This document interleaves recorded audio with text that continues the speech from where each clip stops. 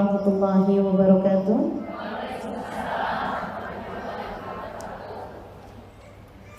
Alhamdulillah. Wassalatu wassalamu ala Rasulillah Muhammad ibn Abdullah wa ala alihi wa sahbihi wa man walah. Subhanaka la ilma lana illa ma 'allamtana innaka antal alimul hakim. Rabbi shrah li sadri wa yassir li amri wahlul 'uqdatan min lisani yafqahu qawli. Amma ba'du. Alhamdulillah. Hai muslimah, kamu begitu berharga. Begitu tema kita pada pagi hari ini. Teman-teman saudaraku sekalian yang saya muliakan, muslimah, Allah Subhanahu wa taala menjadikanmu sudah Islam dari sejak bayi. Dan itu sesuatu hal yang perlu untuk kamu syukuri. Sebab la in syakartum la azidannakum. Kalau kamu syukuri bakalan ditambahin kenikmatan tersebut. Artinya akan terus-terusan ditambahkan iman yang ada dalam hatimu, Islam yang ada dalam hatimu.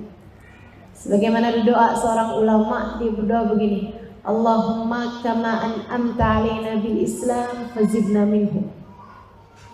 Wa kama an'amta alaina bil iman fazidna minhu. Wa kama an'amta alaina bil afiyah fazidna minha. Wa kama an'amta alaina bil umur fabarik lana fi. Ya Allah, Engkau telah mengaruniakan kepadaku keislaman, tambahkanlah aku dengannya. Imannya biar nambah. Ya Allah, Engkau telah menganugerahkan kepada kami keimanan, tambahkanlah aku dengannya. Ya Allah, Engkau telah mengaruniakan kepadaku afiat, keselamatan, tambahkanlah aku dengannya. Ya Allah, Engkau telah mengaruniakan kepadaku umur, berkahilah aku di dalamnya. Alhamdulillah, Allah jadikan kita muslimah dari sejak kita bayi. Begitu keluar di atas muka bumi ini, orang tua kita membacakan azan di telinga kita, mengenalkan kepada kita, Allahu Akbar, Allahu Akbar, kata bapak kita di telinga kita.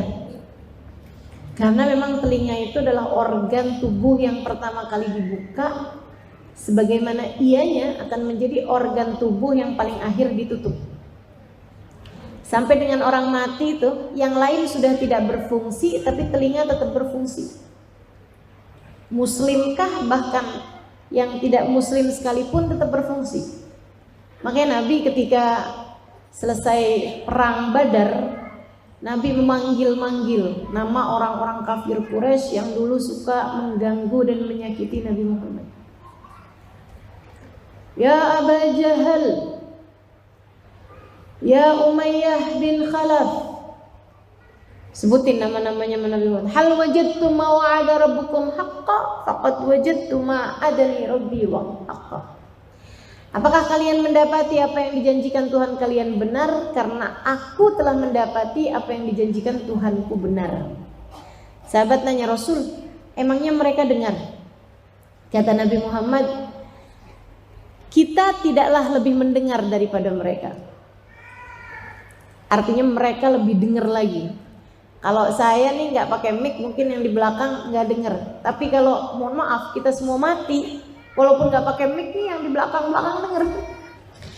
Baik teman-teman saudara sekalian yang saya muliakan, kembali kepada kita nih sebagai muslimah, begitu lahir aja organ tubuh yang segera berfungsi di antara 5 panca indera itu adalah telinga gitu kan. Itu subhanallah, kita udah langsung disampaikan Allahu Akbar, Allahu Akbar, Allah Maha Besar, Allah Maha Besar. Lagi nenangin banget itu teman-teman sekalian, nenangin banget gitu.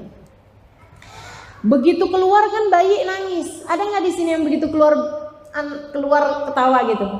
Atau bersin gitu keluar asyik? Ya nggak ada ya. Gitu keluar kan anak pasti nangis gitu. Tahu kenapa? Takut. Kenapa anak ketika keluar dari rahim ibunya nangis? Karena dia takut. dengan sesuatu hal yang baru, dengan sesuatu yang tidak nyaman. Biasa di dalam perut ibunya hangat, biasa dalam perut ibunya serasa didekap gitu. Begitu keluar, ya ampun gede banget nih gitu. Takut, nangis. Teman-teman sekalian, makanya segera diazanin sama bapak. Allahu Akbar. Anakku sayang, jangan takut. Bersama dengan kita ada Allah yang maha besar. Kamu takut, bapak juga takut. Takut gak bisa biayain sekolah.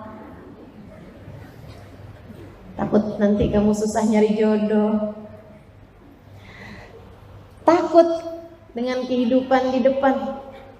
Tahu-tahu tahun 2019, tahun 2020 ada PPKM. Siapa sangka? Takut. Akan tetapi Allahu Akbar, bersama dengan kita ada Allah yang maha besar. Asyhadu an la ilaha illallah. Anakku sayang, kendali hidupmu tidak berada padaku orang tuamu. Akan tetapi kendali hidupmu ada pada Allah. Tahuilah nak, tidak ada Tuhan kecuali asyhadu anna Muhammadar Rasulullah. Ketahuilah anakku sayang, pimpinanmu dalam kehidupan, imammu dalam kehidupan, yang kamu ikuti dalam kehidupan, kiblat ruhmu dalam kehidupan di atas muka bumi ini adalah bagindamu Nabi besar Muhammad sallallahu alaihi wa ala alihi wasallam. Masya Allah, begitu agung. Jadi begitu kita keluar aja udah Allah subhanahu wa ta'ala pastikan kita muslim, kita mukmin. Alhamdulillah. Makanya kenapa kita ini nggak perlu syahadat lagi ketika balik. Ada nggak yang begitu mens gitu kan?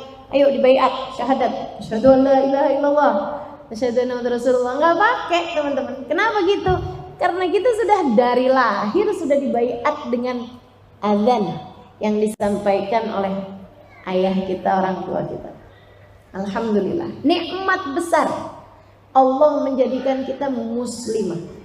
Allah menjadikan kita beriman. Enggak laki-laki, enggak perempuan. Nikmat besar. Kepada perempuan jauh lebih besar lagi. Kenapa gitu? Karena sebelumnya kita ini berada dalam masa gelap, dianggap sebagai bangsa nomor 2. Perempuan ini dulunya dianggap bangsa nomor 2, kalau enggak malah nomor 17. Kayak enggak dianggap gitu. Bahkan dijadikan setengah barang. Manusia ini, perempuan ini dijadikan sebagai komoditas. Makanya kalau sekarang ini orang-orang berusaha menjadikan perempuan sebagai komoditas, hanya sebagai, paham maksud saya komoditas, barang jualan gitu buat kaum laki-laki. Kamu tidak sedang menuju kepada kemodernan, kamu sedang menuju kepada keterbelakangan. Kalau untuk pakai pakaian seksi dilihat sama laki-laki, kemudian mereka menjadi naik birahi, itu kemunduran, teman-teman. Kemunduran. Kalau untuk menjadi seorang perempuan yang demi untuk gaya hidup kamu jual diri, itu namanya bukan kemajuan. Meskipun andai dibayar dengan 80 juta per jam sekalipun kamu begitu murah, sebab nilaimu tak terbayar. Seharusnya. Maka saudaraku sekalian yang saya muliakan, Allah subhanahu wa ta'ala menjadikanmu mulia. Dari yang dulunya dianggap sebagai bangsa nomor sekian. Saya pernah baca syariat agama, ya, baik itu agama langit ataupun agama bumi gitu, agama buatannya orang gitu kan, agama bumi ataupun yang syariat agama langit, itu tidak ada yang lebih memuliakan kita daripada ajaran agama Islam. Dulu tuh kalau perempuan lagi mens itu nggak boleh ada serumah dengan laki-laki. Jadi kalau kamu datang mens, ditaruh kamu di rumah kecil, ruangan kecil seberang rumah. Nggak dianggap sebagai yang boleh nyatu gitu sama sama kaum laki-laki kalau lagi mens. Padahal kan mens bukan dari kita ya. Saudara sekalian yang saya muliakan, ada lagi tuh orang-orang zaman dulu, kaum jahiliyah, ini yang bukan syariat agama langit ya. Itu perempuan tidak boleh tertawa. Setiap kali perempuan tertawa, suaminya boleh nyabut satu giginya. Alhamdulillah kita nggak hidup di zaman itu. Kalau enggak, saya yakin ompong semua yang ada di sini. Tiap ketawa suaminya ambil catut. Sini buka mulut kamu, jeder, ya Allah, ya Allah. Nggak dianggap. Dan kita tahu di masa jahiliyah teman-teman saudara sekalian, Allah cerita dalam Al-Quran, A'udzubillahi minasyaitonirrajim, idza busyira bil untha dhalla wajhuhu muswaddan wa huwa kadhim yatawara min qaumihi min su'i ma busyira bih. Kata Allah, idza busyir bil untha, apabila diberi kabar gembira bahwasanya anaknya yang lahir perempuan. Allah ngasih bahasanya busyira, apabila diberi kabar gembira. Karena sejatinya punya anak mau laki-laki mau perempuan itu adalah sebuah kabar gembira. Anak lahir sehat, anak lahir selamat, kabar gembira buat orang tuanya. Tapi kata Allah, dhalla wajhuhu muswaddan, wajahnya langsung menghitam, wa huwa kadhim, dia dalam keadaan marah. Ya tawara, ngumpet-ngumpet dari kaumnya. Min su'i ma busyira bih, dari buruknya kabar yang mereka terima. Bahkan ada yang kalau istrinya melahirkan dibuatin lubang di bawahnya. Begitu dilihat sama dukun bayinya, lihat laki perempuan. Kalau laki-laki putusin tali pusarnya, selamatin.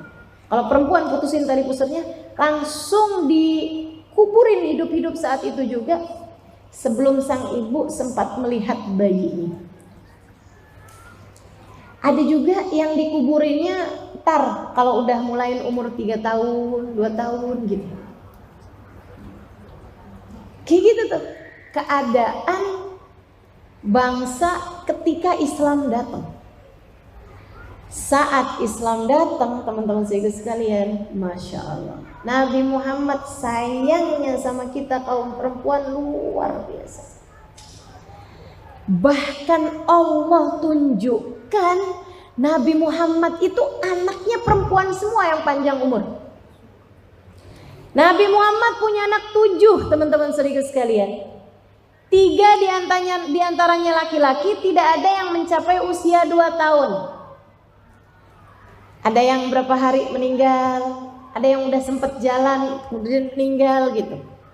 Yang At-Tayyib At-Tahir, Abdullah namanya, yang terakhir sudah nabian lahirnya, itu malah justru masih sedang disusui ketika dia meninggal dunia. Teman-teman sekalian, jadi anak Nabi yang laki-laki meninggal di usia masih kecil-kecil. Anak Nabi yang perempuan usianya cukup sampai dengan ketika Nabi Muhammad dapat wahyu itu masih ada semua putri-putrinya. Keempat-empatnya menjadi perempuan-perempuan salehah pengikut ajaran baginda kita Nabi besar Muhammad sallallahu alaihi wasallam. Nabi Muhammad sangat menyayangi mereka semua, sangat menyayangi mereka semua. Terutamanya yang kecil, Sayyidah Fatimah Zahra, karena di saat Nabi Muhammad dapat wahyu, kemudian segala macam godaan, segala macam gangguan dari kaum kafir Quraisy diterima oleh Nabi Muhammad alaihissalam. Saat itu anak-anak Nabi Muhammad yang lain, yang perempuan-perempuan sudah pada nikah. Mereka kan nikahnya kecil-kecil, gitu ya. Pada masa tersebut mereka kulturnya memang menikah masih pada muda-muda gitu. Nah yang sisa hanya Sayyidah Fatimah Zahra yang ada di rumah, sehingga dialah yang menjadi penghibur, dialah yang menjadi jantung hati, belahan jiwa Nabi besar Muhammad sallallahu alaihi wasallam. Nabi menyayanginya, mencintainya, menunjukkan rasa cintanya tersebut kepada semua orang. Sehingga orang ketika melihat cara Nabi Muhammad menyayangi putrinya, taulah mereka bahwasanya seharusnya seperti itulah seorang laki-laki memperlakukan anak-anaknya, anak-anak perempuannya. Teman-teman saudariku sekalian yang saya muliakan, Nabi Muhammad itu tiap kali ketemu sama Sayyidah Fatimah, teman-teman saudariku sekalian yang saya muliakan, jadi kepada Sayyidah Fatimah, Nabi itu tiap kali ketemu dipeluk. Sayyidah Fatimah itu dipeluk dan dicium di antara dua keningnya. Dari Sayyidah Fatimah kecil sampai Sayyidah Fatimah nikah, punya anak dan seterusnya. Itu teman-teman sekalian, saya nggak bisa bayangin di zaman itu ya. Di zaman sekarang aja itu tuh romantis banget loh. Siapa di antara kita yang ketika berjumpa dengan ayah kita memperlakukan kita seperti itu sampai dengan kita dewasa sekalipun? Siapa? Saya rasa jarang sekali ya. Tiap kali ketemu ayahnya pelukin, kemudian dicium di antara keningnya. Nabi Muhammad berbuat itu di zaman di mana anak-anak perempuan dibunuh hidup-hidup. Di zaman di mana perempuan nggak boleh ketawa. Nabi pelukin anaknya, Nabi ciumin keningnya, Masya Allah. Bahkan Nabi punya kode-kode sama Sayyidah Fatimah itu. Sayyidah Fatimah baru ngetuk pintu berapa kali aja Nabi udah langsung tahu kalau itu adalah ketukan putrinya Fatimah. Demikian pula dengan Nabi Muhammad kepada Sayyidah Fatimah. Asal Nabi Muhammad datang baru ketuk berapa kali aja udah langsung tahu bahwasanya itu adalah Nabi Muhammad SAW. Sayyidah Fatimah akan berkata bahwa dialah sendiri yang akan membukakan pintunya. Kalau ada anaknya atau suaminya Ali gitu ya mau bukain pintu, jangan. Itu adalah ayahku Nabi Muhammad SAW. Biarkan aku sendiri yang membukakan pintunya. Masya Allah. Dari perlakuan, bahkan juga dari ucapan. Nabi itu ucapannya kepada Sayyidah Fatimah romantis banget teman-teman. Salah satu ucapan yang paling romantis, Fatimah bid'atun minni. Kata Nabi Muhammad, Fatimah bagian dariku. Semacam separuh aku Fatimah. Siapa di antara kita yang ayahnya pernah ngomong begitu kepadanya? Atau bahkan gini deh, siapa di antaramu yang sudah bersuami yang suaminya berkata seperti itu kepada putri-putrinya? Nabi Muhammad berkata seperti itu kepada putrinya. Karena Nabi Muhammad menganggap Sayyidah Fatimah begitu berharga, begitu berarti. Fatimah ummu abiha, kata Nabi Muhammad SAW. Fatimah adalah ibu bagi ayahnya. Fatimah adalah ibu bagi ayahnya, abiha. Teman-teman sedikit sekalian, seolah-olah Nabi bilang memilikimu wahai Fatimah mencukupi aku. Aku kayak punya anak juga, kayak punya ibu juga gitu. Tempat aku bisa bercerita apa aja, tempat aku bisa menghibur diriku, tempat aku bisa bersandar, memandang wajahmu membuat hatiku tenang. Fatimah ummu abiha, ibu bagi anaknya. Nabi menganggap perempuan begitu berharga dan itu ditunjukkan dengan keberadaan perempuan-perempuan di sekitarnya. Bagaimana Nabi Muhammad memperlakukan istrinya. Ya Allah, teman-teman sedikit sekalian, tuh romantisnya cowok-cowok zaman sekarang. Kagak ada papanya sama Nabi Muhammad alaihissalam. Gak ada papanya. Nabi itu memanggil Aisyah, ya Aish, wahai hidupku. Siapa coba diantaramu yang sama suaminya dipanggil begitu? Yang ada tuh kawan saya penasaran gitu sama suami saya, nama saya ditulis apa ya di HP-nya. Jadi pas HP suaminya deket sama dia ditelepon, ternyata Israel. Suaminya nulis nama bininya Israel. Dia bilang suaminya, terlalu lu bang, terlalu kamu, masa kamu tulis nama saya Israel? Ya maksudnya kalau manggil itu kan nggak bisa ditunda-tunda. Bisa aja ngelesnya. Luar biasa ya. Nabi Muhammad memanggil istrinya, wahai hidupku. Masya Allah, Masya Allah. Sayyidah Aisyah cerita, aku minum di sebuah gelas. Tak lama kemudian Nabi Muhammad meminum sisanya, mencari-cari bekas bibirku, kemudian meletakkan bibirnya di sana. Ya Allah, itu kalau istri-istri diperlakukan begitu sama suaminya, dia nyariin bekas bibir istrinya sebelum meminum air tersebut. Luar biasa banget kan? Nabi menghargai istrinya, romantis sama istrinya teman-teman. Nabi terhadap Sayyidah Sofiyah misalnya, waktu Sayyidah Sofiyah mau naik unta, beliau itu memang lebih tidak tinggi gitu. Sayyidah Sofiyah mau naik ke atas unta, nggak sampai, padahal untanya udah merunduk, tetap aja agak tinggi gitu buat Sayyidah Sofiyah. Nabi Muhammad di depan unta tersebut duduk mempersilahkan pahanya untuk menjadi tangga buat Sayyidah Sofiyah. Suami mana yang kayak gitu kira-kira? Jadi kalau kamu belajar, kalau para laki-laki mau belajar tentang bagaimana menghargai istri, itu bukan belajar sama orang zaman sekarang, tapi belajar sama seseorang yang telah mengajarkanmu kemuliaan perempuan 1400 tahun yang silam. Baginda kita Nabi besar Muhammad sallallahu alaihi wa ala alihi wasallam. Sayyidah Aisyah tuh cerita, Nabi Muhammad tuh sering banget mengulang-ulang Al-Quran sedangkan kepalanya bersandar di bahuku atau di pangkuanku.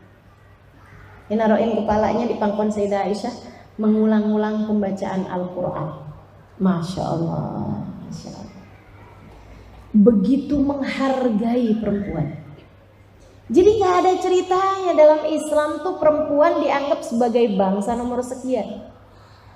Kalau orang menganggap dalam Islam nih perempuan ada diskriminasi gitu, terdapat diskriminasi kayak semacam penurunan hak bagi perempuan. Kita bicara tentang emansipasi wanita, persamaan hak dan derajat kaum wanita dengan kaum laki-laki, dan itu tidak ada dalam Islam.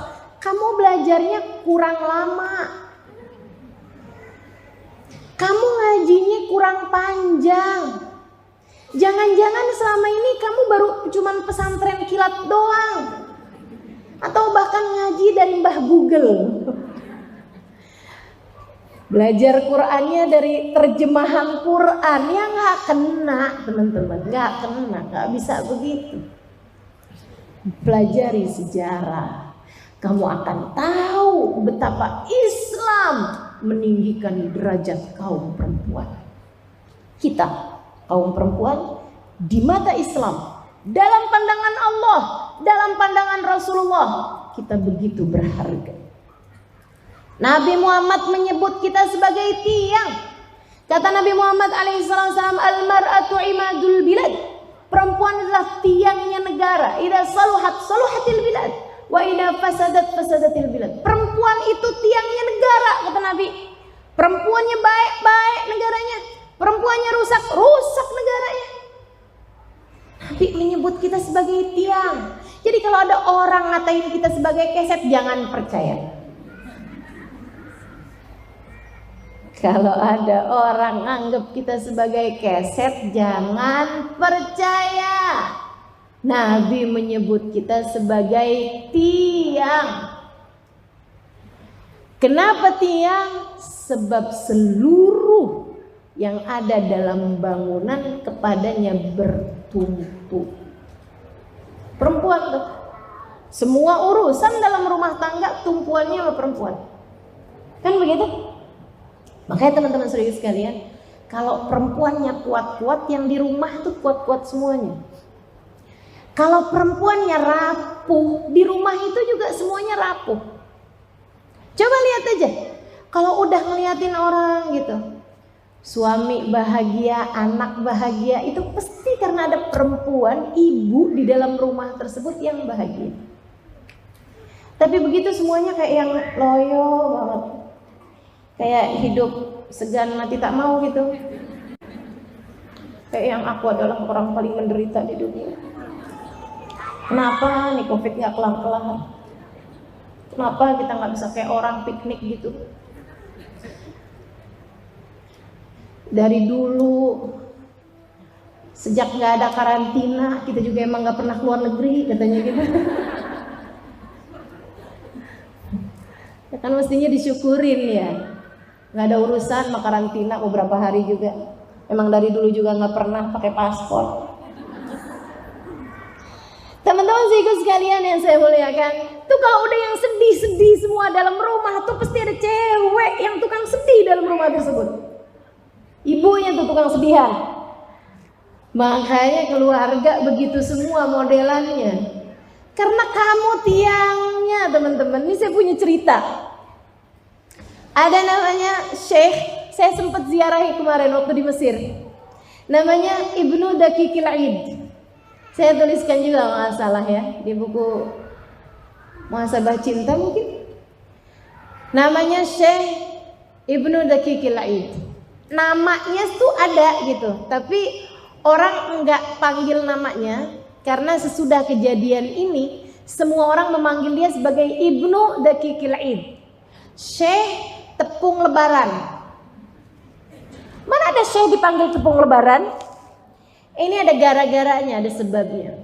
Jadi nih, ada seorang syekh besar, ilmunya masya Allah luar biasa, istrinya sangat solehah, nggak pernah nuntut, nggak pernah apa-apa gitu.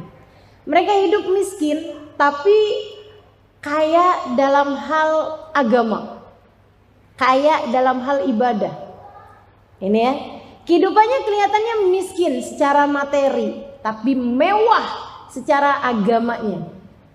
Sunnah-sunnah ada, Quran ada, kajian ada, sholat duha ada, tahajud ada, zikir ada, keluar masuk kamar mandi ikutin sunnah, cara makan ikutin sunnah. Tuh mewah, mewah rumah tangganya secara agama, meskipun minimalis, sangat sederhana, bahkan bisa dibilang miskin secara materi duniawi. Satu waktu si istri nih, istrinya Syekh ini nih, lagi jalan ketika didengar ada orang-orang lagi muji-muji suaminya, kepo, pengen tahu. Dan anak-anak muda lagi bilang, ih Syekh kita tuh ya ampun, pinter betah pokoknya, pinter banget. Kayak wis komputer berapa tuh ya di kepalanya gitu. Zaman itu belum ada komputer ya. Kayak nampung memorinya tuh banyak banget gitu di kepalanya. Ini tahu, itu tahu, sejarah hafal. Wih luar biasa, luar biasa. Siapa gurunya ya? Katanya si anak-anak itu.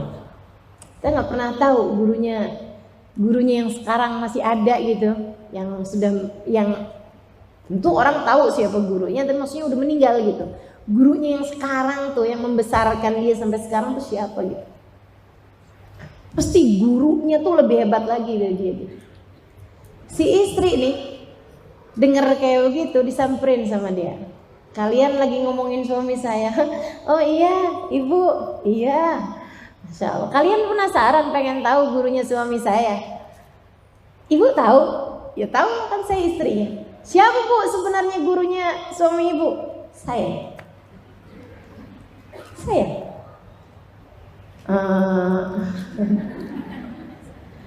Kalau kalian nggak percaya, ntar tungguin ya. Kalau hari raya sholat id, saya nggak mau ngajarin khutbahnya.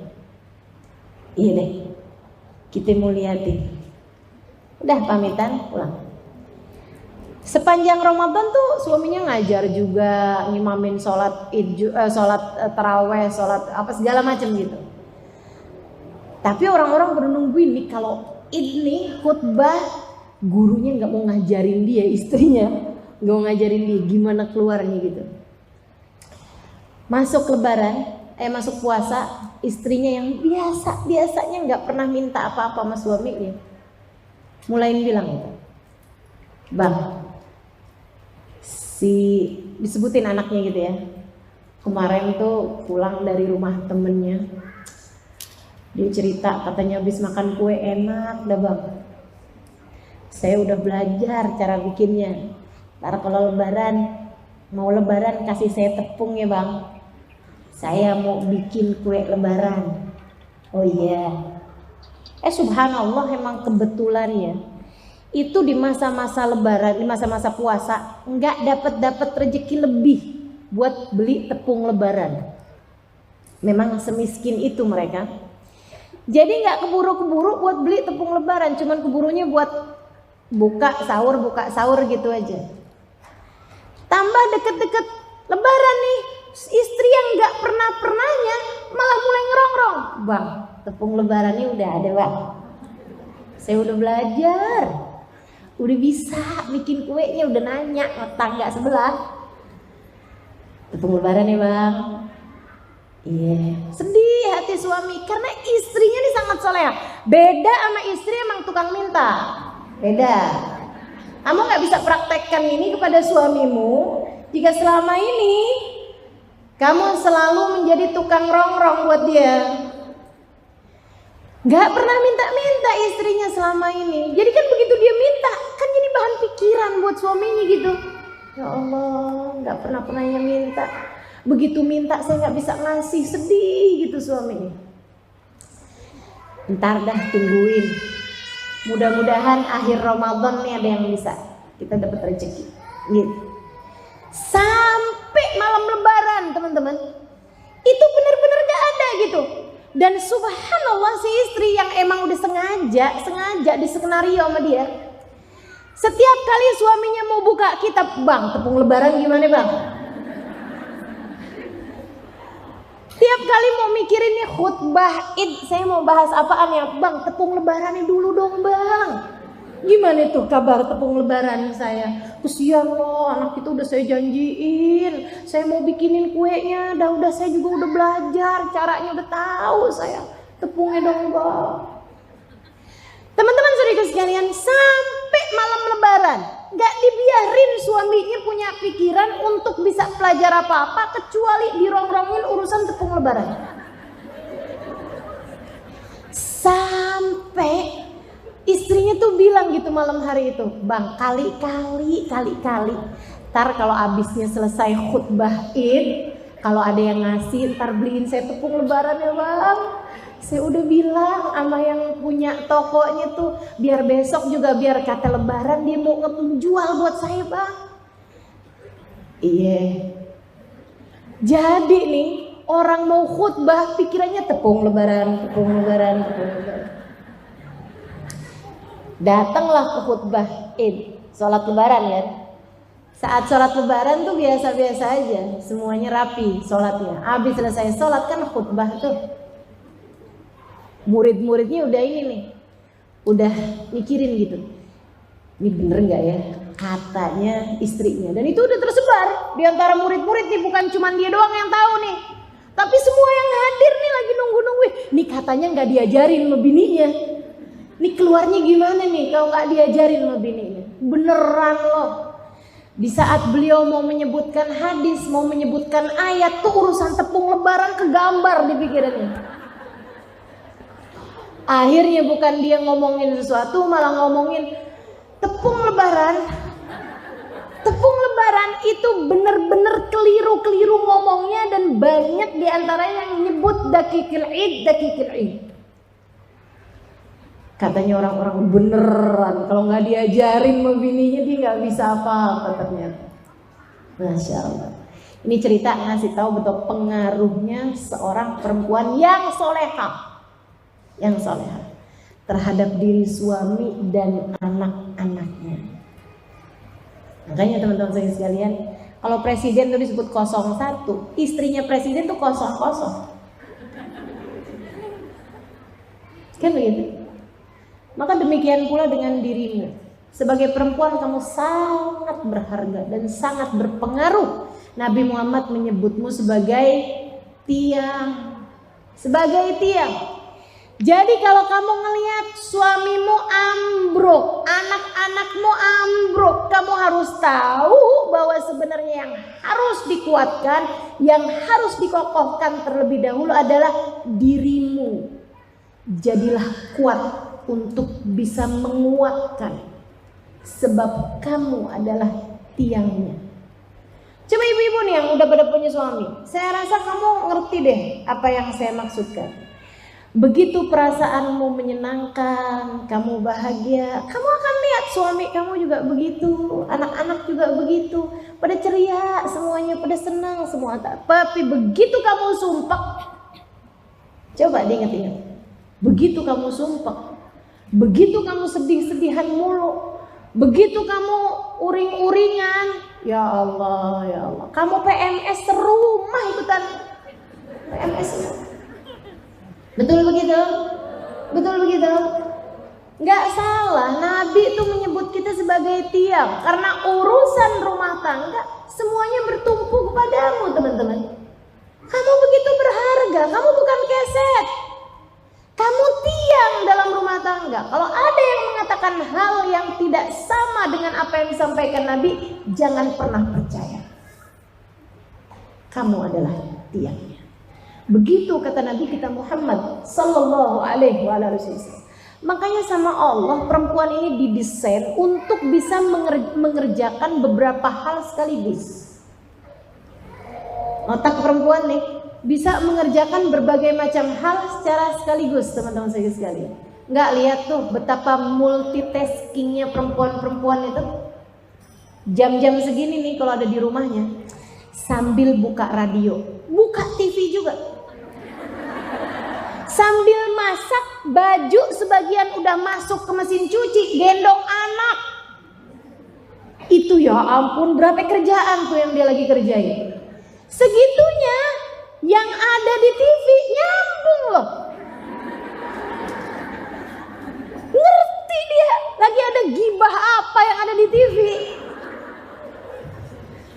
Dia paham, abis itu ada telepon bunyi, dia bisa ngangkat. Abis itu ngomongin yang ada di TV, gosip sama temennya. Berapa pekerjaan sekaligus yang dia sedang kerjakan. Makanya sampai-sampai saya pernah dikasih tahu ya, bahwasanya kalau kamu ngobrol sama anak laki-laki, sama orang laki-laki, dia sambil mengerjakan sesuatu, jangan percaya dia nggak mendengarkan. Ada anakmu sambil mainan game, laki-laki gitu ya, sambil main game dia, kamu bilangin dia gitu, ngomongin dia gitu, jangan percaya, dia nggak dengerin kamu, dia konsentrasi pada satu hal. Tapi kalau anak perempuan, kamu ngajakin ngobrol dia sambil ngegambar, biarin, nggak apa-apa. Anak perempuan sambil gambar gitu kan, kita sambil ngomongin dia gitu, nggak apa-apa, dia akan masuk. Makanya saya kalau hadir ngaji gitu, ada anak perempuan-perempuan dia sambil ngapain gitu, saya tahu dia sedang mendengarkan saya. Kenapa gitu? Itu perempuan tuh, antara tangan sama kepala nggak harus nyambung. Tangan ngerjain apa, kepala ngerjain apa tuh dia bisa. Kalau laki-laki rada susah. Teman-teman saya sekalian, keseimbangan otak kanan sama otak kiri. Siapa yang desain seperti itu? Allah Subhanahu wa ta'ala. Karena tahu bahwa perempuan adalah tiangnya. Kamu berharga dalam pandangan Allah, melaksanakan visi misi kehidupan yang begitu berharga. Karenanya Allah Subhanahu wa ta'ala mendesainmu dengan luar biasa. Saudariku sekalian yang saya muliakan, Nabi Muhammad sallallahu alaihi wasallam, ketika kamu jadi anak, ketika kamu anak, Nabi menganggapmu begitu berharga. Saya kalau ingat-ingat ini ya, ngeliatin ya Allah, sebagai perempuan nih kita nih berkelas surga. Sebagai perempuan, Nabi Muhammad itu menempatkan kita itu kelasnya kelas surga. Kalau jadi anak, kata Nabi Muhammad, man kanat lahu thalas jawari kanat lahu itqun minan nar. Siapa di antara kalian kaum laki-laki yang punya 3 anak perempuan, ketiganya kalian besarkan, kalian didik sehingga menjadi perempuan-perempuan solehah, ketiga anak tersebut akan menjadi penghalang orang tuanya dari api neraka. Kalau ngalangin orang tuanya dari api neraka, artinya membawa masuk mereka kemana? Ke surga. Ketika anak perempuan, mereka akan memapah orang tuanya menuju surga. Sebagai anak perempuan, kamu adalah bidadari-bidadari kecil yang menarik tangan orang tuamu menuju surga. Kalau kamu jadi istri, surganya pindah ke wajahmu. Kata Nabi Muhammad, ad-dunya mata' wa khairu mata'iha al-mar'atu salihah. Surga dunia ini ada surganya, ada sekeping surga-surga di bumi, kata Allah. Bumi ini ada kesenangan-kesenangannya, ada surga-surganya, ada nikmat-nikmatnya. Wa khairu mata'iha, dan sesurga-surganya bumi, seindah-indahnya kenikmatan di dunia adalah istri yang solehah. Istri yang solehah adalah sekeping surga Allah di atas muka bumi ini. Ketika kamu jadi ibu, surganya turun ke bawah telapak kakimu. Kamu seret kemanapun kamu pergi. Al-jannatu tahta aqdamil ummahat. Surga berada di bawah telapak kaki ibu. Kurang apa Islam menempatkanmu sebagai seorang perempuan? Masya Allah. Ustazah, tapi emang bener kayak gitu? Bener. Ini yang saya sampaikan nih bener, teman-teman saudara sekalian. Jelas kok hadisnya, jelas kok ayatnya. Kata Allah Subhanahu Wa Taala, saya baca ayat ini dan air mata saya menderas, teman-teman saudara sekalian. Kata Allah Subhanahu Wa Taala, a'udzu billahi minasyaitonir rajim, wa'ashiruhunna bil ma'ruf fa in karihtumuhunna fasa an takrahu syai'an wa yaj'alullahu fihi khairan katsiran. Sadaqallahul azim. Kata Allah, wa'ashiruhunna bil ma'ruf. Wahai kaum laki-laki, istrimu pergaulilah dengan cara yang baik. Istrimu perlakukanlah dengan cara yang baik-baik. Yang baik sama istri kamu. Siapa yang bilang? Allah Subhanahu Wa Taala kepada kaum laki-laki. Allah bilang, wahai kaum laki-laki, yang benar sama istri kalian, yang benar sama istri kamu. Fa in karihtumuhunna, andai kamu benci sama dia, andai kamu gak cinta sama istri kamu sekalipun, jangan jahat sama dia, perlakukan dia dengan baik. Fasa an takrahu syai'an, bisa jadi di saat kamu membenci sesuatu, fa'asallah an yuj'ala fihi khairan katsira, Allah akan berikan kepadamu kebaikan yang sangat banyak. Jadi Allah tuh kayak lagi bilang sama kaum laki-laki, yang baik sama istri kamu, yang baik sama istri kamu. Andai kamu gak cinta sekalipun sama dia, bahkan andai kamu benci sekalipun sama istri kamu, yang baik sama dia, kata Allah, nanti Allah akan kasih kepadamu, wahai para suami, khairan katsira, kebaikan yang sangat banyak. Asal kamu baik sama istri kamu. Saya ngerasanya kayak Allah nih gak lagi bilang sama hambanya, tapi kayak bahasa ayah kita gitu, yang penuh cinta sama kita, sehingga dia pesan sama mantunya, yang baik ya sama anak saya, yang baik sama anak saya. Jika andai kamu gak cinta sekalipun padanya yang baik, nanti saya akan kasih kepadamu kebaikan yang sangat banyak. Kamu mau apa? Mau harta? Aku kasih. Kamu mau apa? Mau kedudukan? Aku kasih. Kamu mau apa dalam kehidupan? Aku kasih. Semuanya akan kasih.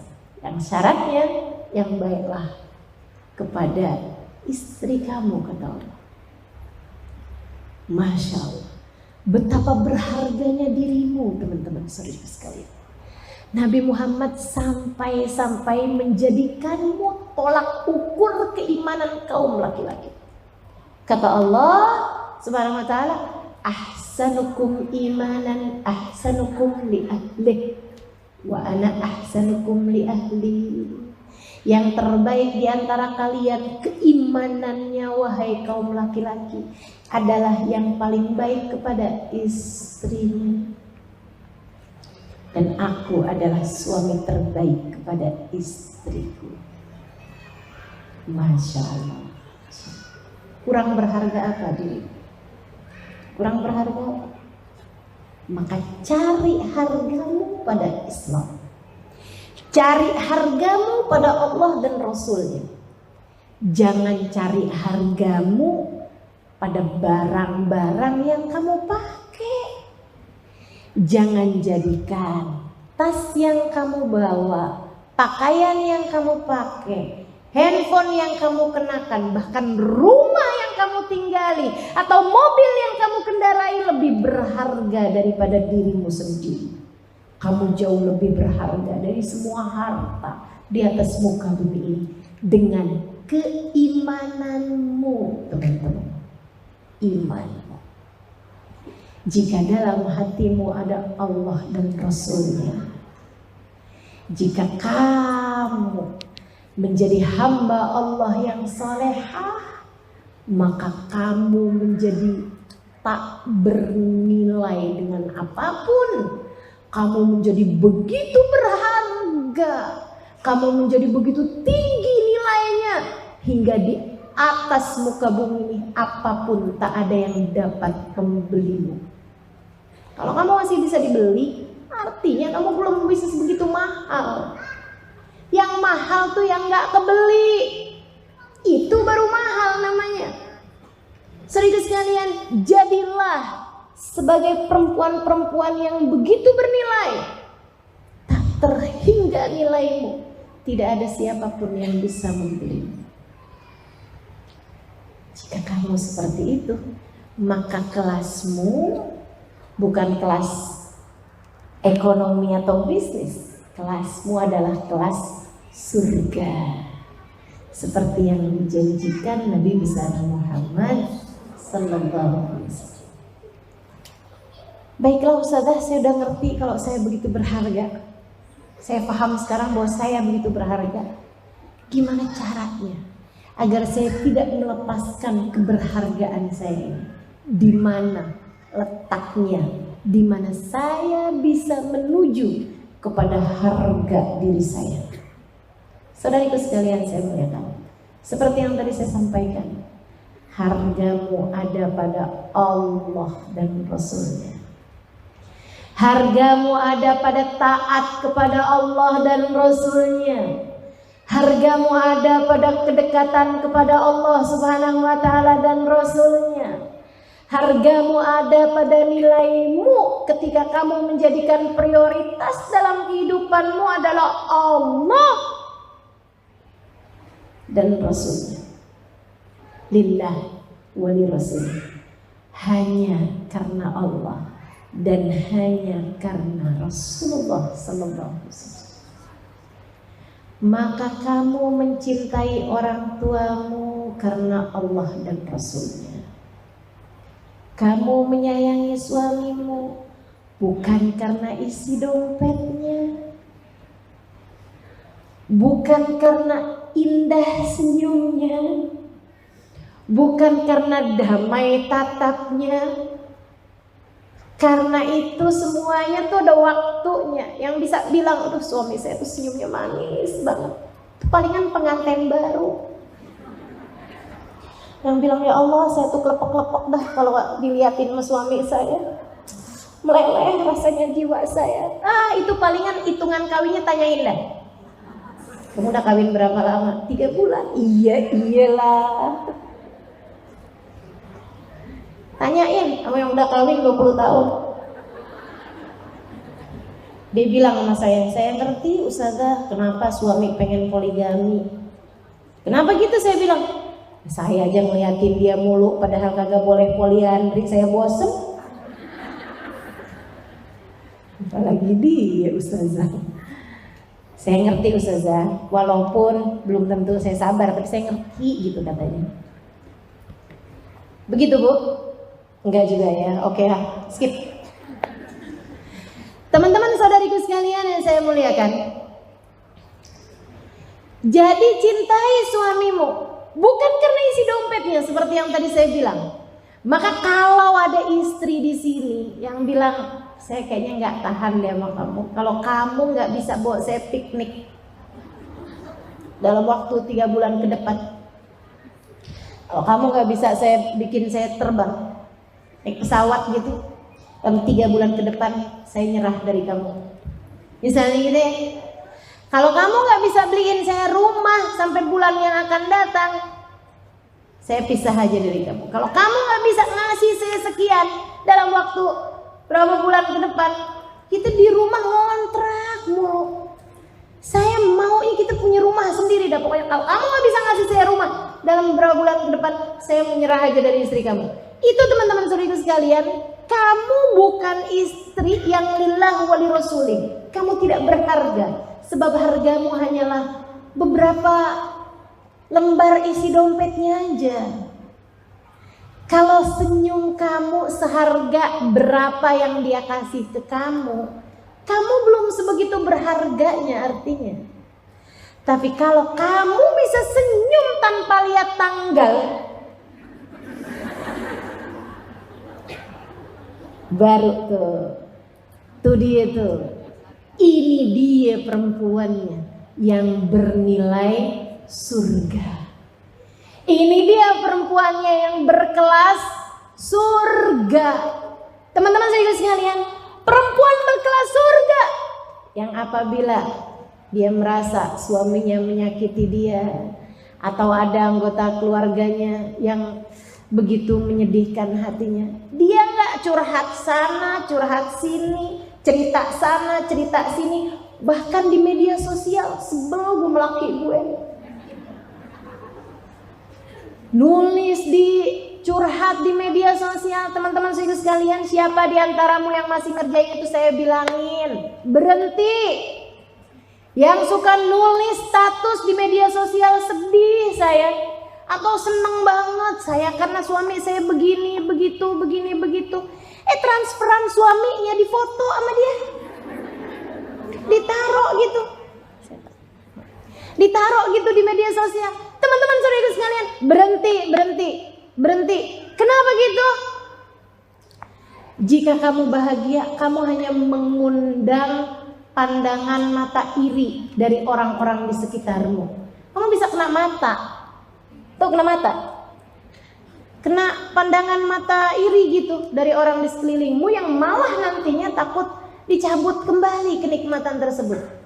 Kalau kamu lagi pamer-pamer kesenangan, kalau kamu lagi pamer kesedihan, kamu nggak tahu aja, kamu disyukurin orang lain. Berantem, gue bilang juga apa? Emang itu, kayak gitu sih dia, disyukurin teman-teman saudara sekalian. Jadi gimana mestinya? Kalau kamu merasa sedang ada yang menyakiti hatimu, udah gak usah curhat sama orang. Malam-malam hari bangun, tahajud.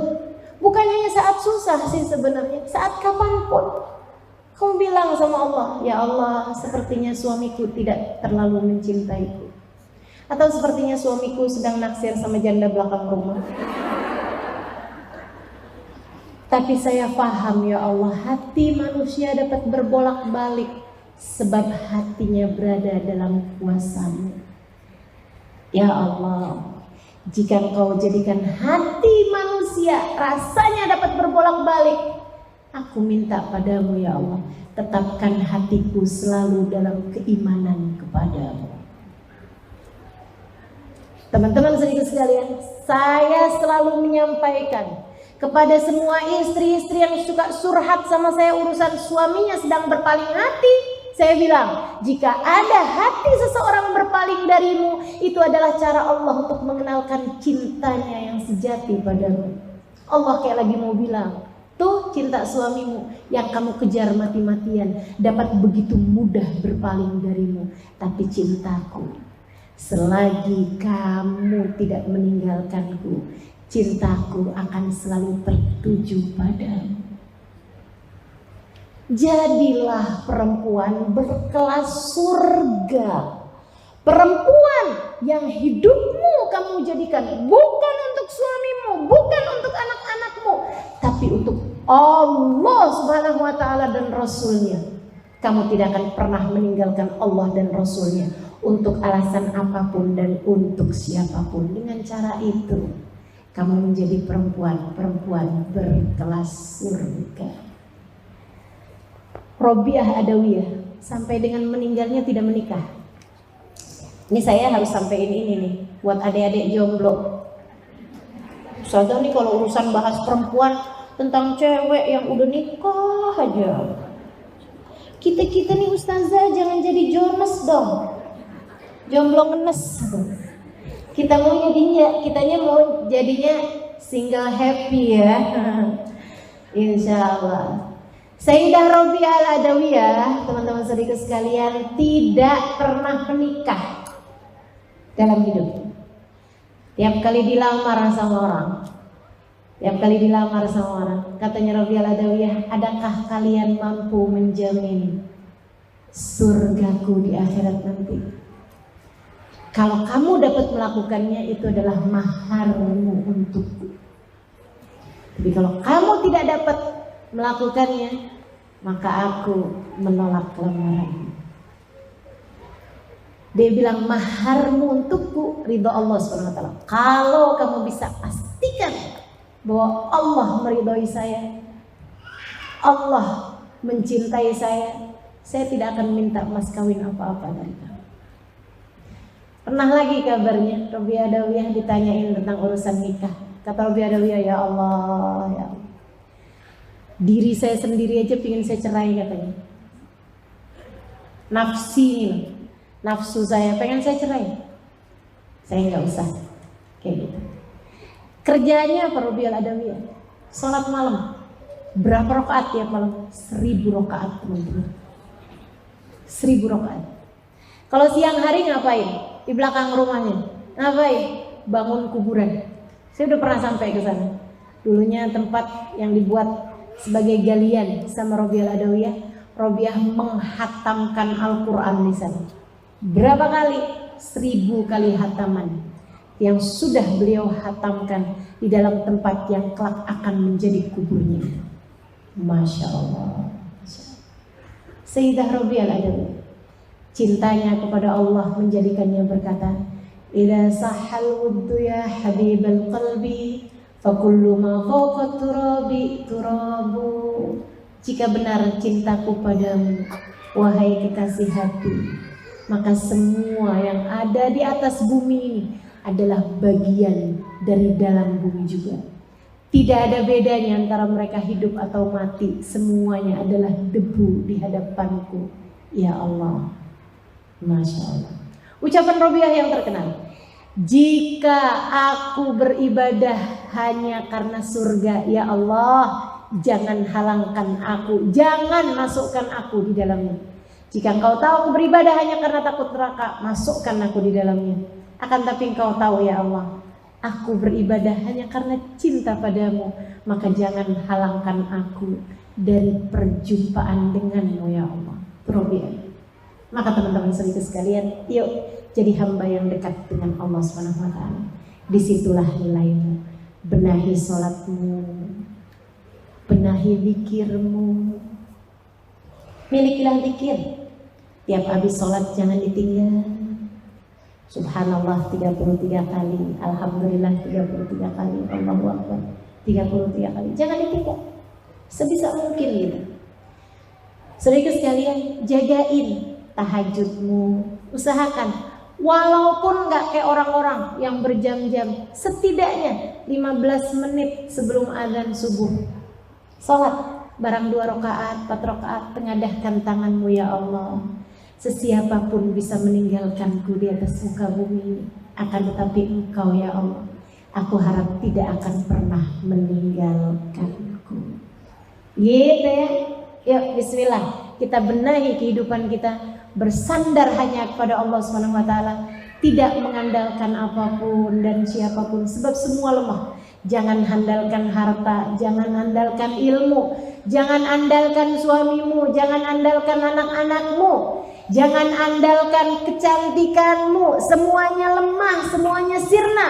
Andalkan saja Allah Subhanahu wa taala dalam kehidupanmu. Jadilah wanita-wanita berkelas surga, sebab wahai muslimah, engkau begitu berharga. Semoga Allah SWT menghidupkan kita dengan bahagia, sebab ada Allah dan Rasulnya di dalam hati kita. Kita cintai sepenuh jiwa raga kita.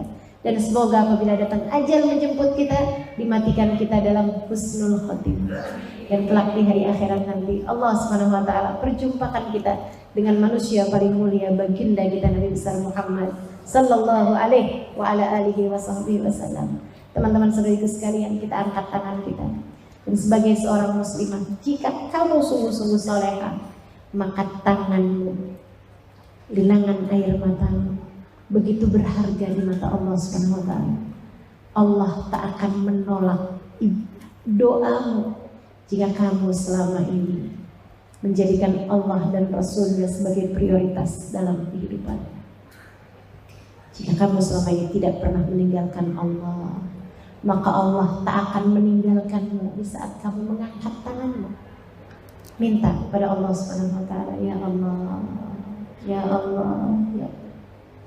Pandanglah kami dengan pandangan kasih sayang-Mu ya Allah. Lihatlah semua perempuan-perempuan yang ada di tempat ini ya Allah. Nabi kami Muhammad menyebut kami sebagai tiang dalam rumah tangga kami. Nabi Muhammad bahkan menyebutkan yang jadi ibu di antara kami sebagai pembawa surga di bawah telapak kaki. Nabi Muhammad begitu mendekatkan kami kepada surga, kepada kebahagiaan hidup kami. Ya Allah, pandang semua perempuan yang ada di tempat ini ya Allah. Taruhkanlah kekuatan dalam hatinya, taruhkan keimanan dalam hatinya, taruhkan Islam yang besar dalam hatinya, iman yang kokoh dalam hatinya. Ya Allah, pandang semuanya ya Allah, angkat kesedihannya ya Allah. Jika Engkau lihat di antara kami perempuan-perempuan yang selalu saja bersedih karena sesuatu atau karena seseorang, ya Allah, ya Allah, ya Allah. Sesudah hari ini, jadikanlah kesedihan mereka semua adalah karena takut terhadap murka-Mu ya Allah. Jadikanlah kesedihan mereka adalah dosa-dosa yang telah mereka perbuat ya Allah. Jadikanlah kesedihannya adalah karena khawatir Engkau meninggalkan dan tidak meridhoinya ya Allah. Jadikan kesedihannya adalah ketakutan terhadap api neraka-Mu ya Allah. Allahumma ya Allah, pandanglah semuanya dengan pandangan kasih sayang-Mu. Rahmatilah semuanya ya Allah, kasihanilah semuanya ya Allah. Jadikan hatinya kuat untuk menanggung segala beban, sebab dia paham bahwa semua beban kehidupannya seharusnya hanya ditumpukan kepadamu ya Allah, hanya disandarkan kepadamu ya Allah.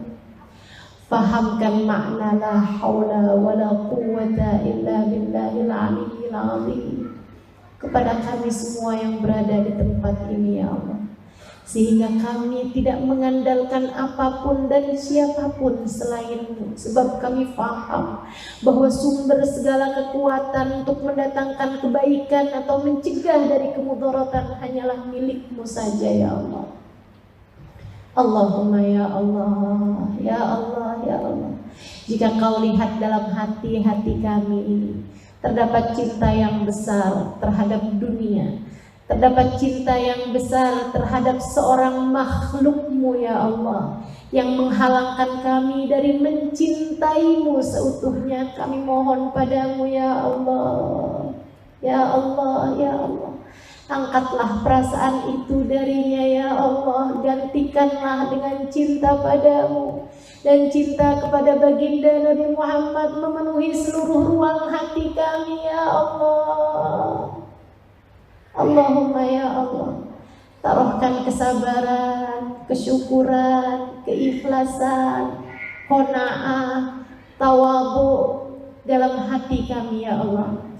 Letakkanlah segala sifat-sifat baik dalam jiwa kami ya Allah. Karuniakanlah kepada kami kemampuan untuk berakhlak mulia. Kami mohon padamu ya Allah, ya Allah, ya Allah. Pandang kami semuanya ya Allah. Pandang lisan-lisan kami ya Allah. Jadikan lisan kami lisan yang terjaga. Hentikan kami ya Allah dari membicarakan aib orang lain. Sibukkan lisan kami menyebut namamu. Sibukkan lisan kami membaca firman-Mu. Sibukkan lisan kami menyebut-nyebut nama kekasih-Mu Muhammad. Sebutkan lisan kami bersolawat padanya. Sebutkan lisan kami memuji-mujinya. Sibukkan lisan kami untuk mengagungkan-Mu dan mengagungkannya ya Allah. Allahumma ya Allah, jagakanlah mata kami, tangan kami, perut kami, farji kami, kaki kami. Jagakan anggota tubuh kami ya Allah, sehingga kami menjalaninya seperti yang Engkau mau, bukan seperti yang kami mau ya Allah. Bimbing pikiran kami ya Allah, sehingga kami dapat menjadi perempuan yang salehah. Bimbing hati kami ya Allah, sehingga kami dapat merasa dengan benar, tahu, paham kapan harus bahagia dan kapan harus sedih. Kami mengerti, kami paham ya Allah apa yang harus kami syukuri dan apa yang harus kami sesali. Allahumma ya Allah, ya Allah, ya Allah. Kami paham mana yang musibah, mana yang berkah. Allahumma ya Rabbi ya Allah, bimbing kami di kehidupan kami, sebab kami tidak cukup pandai, sebab kami tidak cukup mengerti menjadi hamba-Mu yang Kau mau. Dekatkan kami dengan orang-orang salehah. Hadirkan kami di majelis-majelis ilmu yang mendekatkan kami padamu dan kepadanya. Allahumma ya Allah, apabila datang ajal menjemput kami, matikan kami dalam husnul khotimah. Sambut kami dengan rahmat-Mu ya Allah. Jangan ada di antara kami yang Kau sambut dengan kemurkaan-Mu ya Allah. Allahumma rabbana atina fid dunya hasanah fil akhirati hasanah wa qina adzabannar. Berkahilah seluruh keluarga kami. Berkahilah seluruh keluarga kami. Berkahilah seluruh keluarga kami. Jadikanlah anak-anak kami, orang-orang yang kami sayangi adalah orang-orang yang selalu taat kepadamu ya Allah. Wa sallallahu ala sayyidina Muhammadin wa ala alihi wa sahbihi wa sallam. Walhamdulillahi rabbil alamin. Wa ila hadratin nabi al-Fatihah.